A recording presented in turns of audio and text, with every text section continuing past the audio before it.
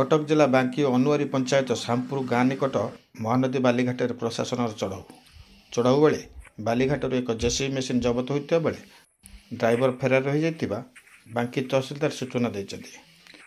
ପ୍ରାୟ ପ୍ରତି ରାତିରେ ଏହି ବାଲି ଚୋରାଚାଲାଣ ହେଉଥିବା ବେଳେ ଶନିବାର ଦିନ 2 ପ୍ରହରରେ ବାହାରକୁ ବେଆଇନ ଭାବେ ବାଲି ଚୋରାଚାଲାଣ ହେଉଥିବା ଖବର ପାଇ ତହସିଲଦାର ଚଢ଼ଉ କରିଥିଲେ। ତେବେ ଏନେଇ ସ୍ଥାନୀୟ ଅଞ୍ଚଳବାସୀ ବାରମ୍ବାର ଅବଗତ କରାଉଥିଲେ ବି ପ୍ରଶାସନର କୌଣସି କଡ଼ା ପଦକ୍ଷେପ ନେଉନଥିବା ଅଭିଯୋଗ ହୋଇଛି।